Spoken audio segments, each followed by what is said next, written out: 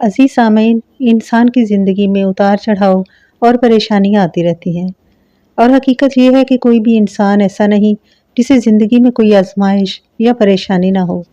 دنیا میں ہر شخص کسی نہ کسی مسئلے سے دوچار ہے، اور بعض اوقات حالات ایسے ہو جاتے ہیں کہ انسان کو کوئی راستہ نظر نہیں آتا، نہ دوست ساتھ دیتے ہیں اور نہ رشتہ دار۔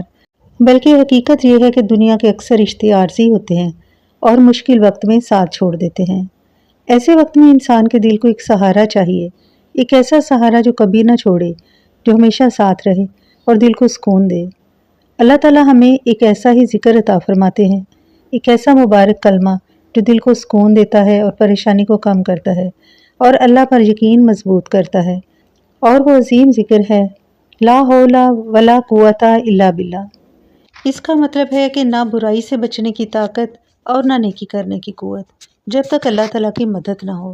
یعنی انسان اپنی طرف سے کچھ بھی نہیں کر سکتا، نہ وہ اپنی طاقت سے کامیاب ہو سکتا ہے اور نہ ہی اپنی قوت سے کچھ حاصل کر سکتا ہے جب تک اللہ کی مدد شامل نہ ہو۔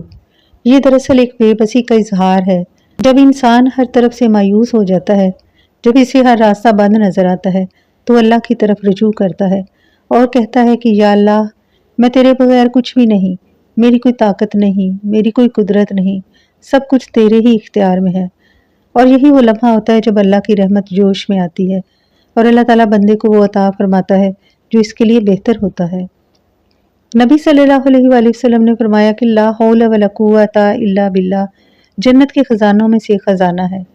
جب انسان یہ کلمہ پڑھتا ہے تو اس کے دل کو یقین ملتا ہے، ہر مشکل اللہ کے حکم سے آسان ہوتی ہے، اور جب انسان پریشانی میں اس کلمے کو دہراتا ہے تو دل کو سکون حاصل ہوتا ہے، گھبراہٹ کم ہوتی ہے اور امید پیدا ہو جاتی ہے۔ اگر انسان روزانہ اس کلمے کو اپنی زبان پر جاری رکھے تو اس کے اندر سے غرور ختم ہو جاتا ہے، دل نرم اور اللہ کے ساتھ تعلق مضبوط ہو جاتا ہے۔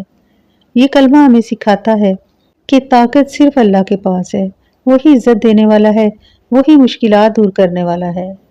لا حول ولا قوت الا باللہ العلی العظیم۔